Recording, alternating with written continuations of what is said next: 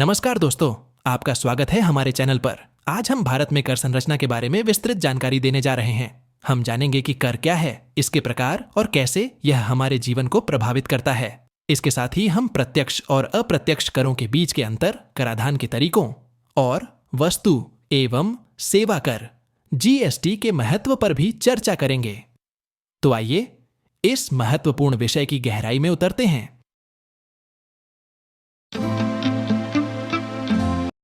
भारत में कर संरचना। कर एक अनिवार्य भुगतान है जिसे नागरिकों द्वारा सरकार को सार्वजनिक व्यय के लिए किया जाता है। यह कानूनी रूप से सरकार द्वारा करदाता पर लगाया जाता है और किसी भी स्थिति में करदाता करों का भुगतान करने से इनकार नहीं कर सकता। उदाहरण: आयकर, कॉर्पोरेट कर, बिक्री कर।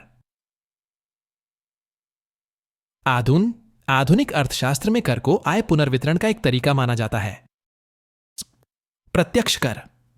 प्रत्यक्ष कर उस कर को कहा जाता है जो व्यक्ति की आय और संपत्ति पर लगाया जाता है और सीधे सरकार को भुगतान किया जाता है। उदाहरण: आयकर, कॉर्पोरेट कर आदि। अप्रत्यक्ष कर। अप्रत्यक्ष कर उस कर को कहा जाता है जो उस व्यक्ति पर लगाया जाता है जो वस्त्रों और सेवाओं का उपभोग करता है और इसे अप्रत्यक्ष रूप से सरकार को भुगतान किया जाता है। उदाहरण: बिक्री कर, मनोरंजन कर, सेवा कर आदि। कराधान के तरीके। अर्थव्यवस्थाओं में कराधान के 3 तरीके प्रचलित हैं जिनके अपने अपने लाभ हैं। ये हैं: 1. प्रतिगामी कराधान, 2. आनुपातिक कराधान, 3. प्रगतिशील कराधान। प्रगतिशील कराधान। प्रगतिशील कर वह कर है जो कम आय अर्जित करने वालों पर उच्च आय अर्जित करने वालों की तुलना में कम कर दर लगाता है, जो करदाता की भुगतान करने की क्षमता पर आधारित होता है। इसका अर्थ है कि यह उच्च आय अर्जित करने वालों से अधिक प्रतिशत लेता है। भारतीय आयकर प्रगतिशील कर का एक सामान्य उदाहरण है। यहां विचार है कि कम आय वाले लोगों पर कम कर और अधिक आय वाले लोगों पर अधिक कर लगाया जाए। यह दुनिया में सबसे लोकप्रिय कराधान विधि है और एक लोकप्रिय विधि भी है। प्रतिगामी कराधान। प्रतिगामी कर वह कर है जो समान रूप से लगाया जाता है, जिससे कम आय अर्जित करने वालों से अधिक प्रतिशत लिया जाता है। यह प्रगतिशील कर के विपरीत है। इस विधि की सराहना की जाती है क्योंकि यह उच्च उत्पादकों या आय अर्जित करने वालों को पुरस्कृत करती है, लेकिन इसे गरीबों और कम उत्पादकों पर अधिक कर लगाने के लिए आलोचना की जाती है। आनुपातिक कराधान।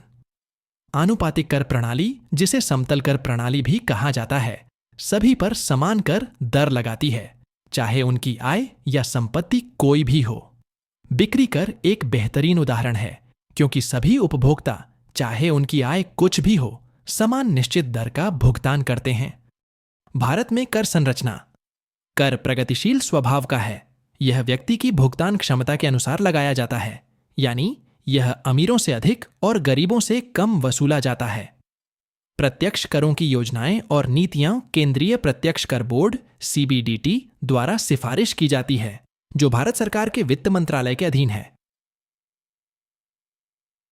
उदाहरण: आयकर, निगम कर, संपत्ति कर और उपहार कर। प्रमुख केंद्रीय कर: 1. आयकर, 2. केंद्रीय वस्तु एवं सेवा कर सीजीएसटी, 3. एकीकृत वस्तु एवं सेवा कर आईजीएसटी, 4. सीमा शुल्क, 5. कॉर्पोरेट कर, 6. उपहार कर, प्रमुख राज्य कर, 1. राज्य वस्तु एवं सेवा कर एसजीएसटी, 2. स्टैंप ड्यूटी और पंजीकरण, 3. पेशेवर कर, स्थानीय निकाय कर, 1. संपत्ति कर, 2. जल कर। भारत में कर संरचना प्रत्यक्ष और अप्रत्यक्ष करों में विभाजित है। प्रत्यक्ष कर। प्रत्यक्ष कर उस कर को कहा जाता है जो व्यक्ति की आय और संपत्ति पर लगाया जाता है और सीधे सरकार को भुगतान किया जाता है। ऐसे कर का बोझ स्थानांतरित नहीं किया जा सकता। कर प्रगतिशील स्वभाव का है। यह व्यक्ति की भुगतान क्षमता के अनुसार लगाया जाता है, यानी यह अमीरों से अधिक और गरीबों से कम वसूला जाता है। प्रत्यक्ष करों की योजनाएं और नीतियां केंद्रीय प्रत्यक्ष कर बोर्ड सीबीडीटी द्वारा सिफारिश की जाती हैं, जो भारत सरकार के वित्त मंत्रालय के अधीन है। उदाहरण: आयकर, निगम कर, संपत्ति कर और उपहार कर। प्रत्यक्ष करों के लाभ। प्रत्यक्ष कर प्रगतिशील होते हैं, यानी कर की दर कर आधार के अनुसार भिन्न होती है। उदाहरण के लिए, आयकर न्याय का सिद्धांत पूरा करता है। प्रत्यक्ष करों का संग्रहण लागत तुलनात्मक रूप से कम होती है। करदाता कर सीधे राज्य को भुगतान करते हैं। प्रत्यक्ष कर भी लचीलेपन का सिद्धांत पूरा करते हैं। आयकर आय में वृद्धि के साथ स्वचालित रूप से सरकारी कर राजस्व को बढ़ाता है। प्रत्यक्ष कर महंगाई को नियंत्रित करने में मदद करता है। प्रत्यक्ष करों के दोष। प्रत्यक्ष कर उत्पादकता को नकारात्मक रूप से प्रभावित करता है। नागरिक अधिक आय अर्जित करने के लिए इच्छुक नहीं होते, क्योंकि इस स्थिति में उन्हें अधिक कर देना पड़ता है। प्रत्यक्ष कर का बोझ इतना भारी होता है कि करदाता हमेशा करों से बचने का प्रयास करते हैं। इससे काला धन उत्पन्न होता है, जो अर्थव्यवस्था के लिए हानिकारक है। का अप्रत्यक्ष कर।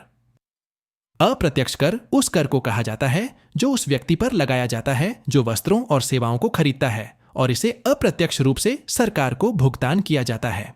कर का बोझ आसानी से किसी अन्य व्यक्ति को स्थानांतरित किया जा सकता है। यह सभी व्यक्तियों पर समान रूप से लगाया जाता है, चाहे वे अमीर हों या गरीब। उदाहरण: जीएसटी, सीमा शुल्क आदि। अप्रत्यक्ष करों के लाभ सभी उपभोक्ताओं को, चाहे वे अमीर हों या गरीब, अप्रत्यक्ष कर का भुगतान करना होता है। इसीलिए कहा जाता है कि अप्रत्यक्ष कर अधिक लोगों को कवर कर सकते हैं। सरकार उन वस्तुओं पर अप्रत्यक्ष कर लगाती है जो स्वास्थ्य के लिए हानिकारक होती हैं, जैसे तंबाकू, शराब आदि। इन्हें पाप कर कहा जाता है। अप्रत्यक्ष करों के दोष। अप्रत्यक्ष कर कभी कभी अन्यायपूर्ण और प्रतिगामी होते हैं, क्योंकि अमीर और गरीब दोनों को समान मात्रा में कर का भुगतान करना पड़ता है, चाहे उनकी आय स्तर कुछ भी हो। अप्रत्यक्ष कर प्रत्यक्ष करों की तुलना में कम लचीले होते हैं, चूंकि अप्रत्यक्ष कर सामान्यतः आनुपातिक होते हैं। जीएसटी वस्तु एवं सेवा कर। जीएसटी एक अप्रत्यक्ष कर है जिसने भारत में कई अप्रत्यक्ष करों को प्रतिस्थापित किया है। जीएसटी पूरे देश के लिए एक अप्रत्यक्ष कर है। वस्तु एवं सेवा कर अधिनियम संसद में 29 मार्च 2017 को पारित किया गया। यह अधिनियम 1 जुलाई 2017 से लागू हुआ। इसका नारा है, एक राष्ट्र, एक बाजार, एक कर। भारत में वस्तु एवं सेवा कर एक व्यापक बहुस्तरीय गंतव्य आधारित कर है जो हर मूल्य संवर्धन पर लगाया जाता है। जीएसटी देश में सबसे बड़े अप्रत्यक्ष कर सुधारों में से एक है। गंतव्य आधारित जीएसटी एक गंतव्य आधारित कर है। उदाहरण: विचार करें कि तेलंगाना में निर्मित वस्तुएं कर्नाटक में अंतिम उपभोक्ता को बेची जाती है। चूंकि वस्तु एवं सेवा कर उपभोग के बिंदु पर लगाया जाता है, इस मामले में कर्नाटक पूरा कर राजस्व कर्नाटक को जाएगा, तेलंगाना को नहीं।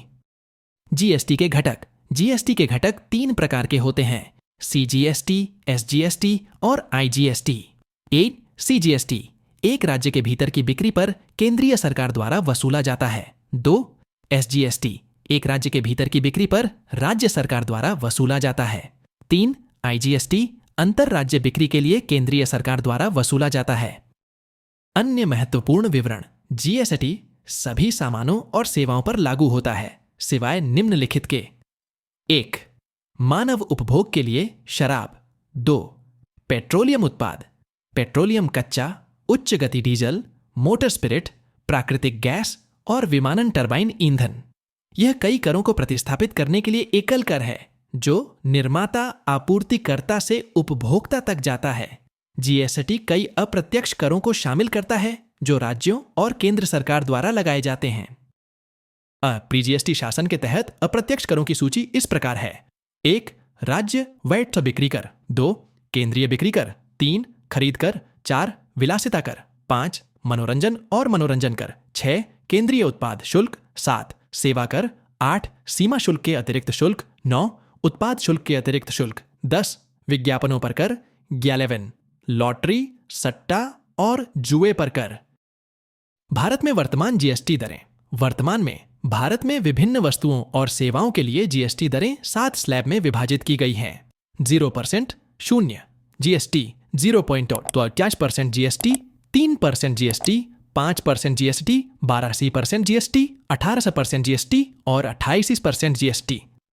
जीएसटी के लाभ: 1 कैस्केडिंग कर प्रभाव को समाप्त करना। 2 एकल बिंदु कर। 3 असंगठित क्षेत्र का नियमन।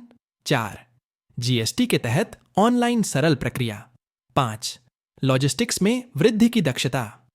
तो दोस्तों, आशा है कि आपको हमारा यह वीडियो भारत की कर संरचना के बारे में जानकारीपूर्ण लगा होगा। अगर आपको वीडियो पसंद आया हो तो कृपया लाइक और शेयर करें और हमारे चैनल को सब्सक्राइब करना ना भूलें। आपके सवाल और सुझाव हमें कमेंट्स में जरूर बताएं। धन्यवाद और अगली बार मिलते हैं एक नए विषय के साथ।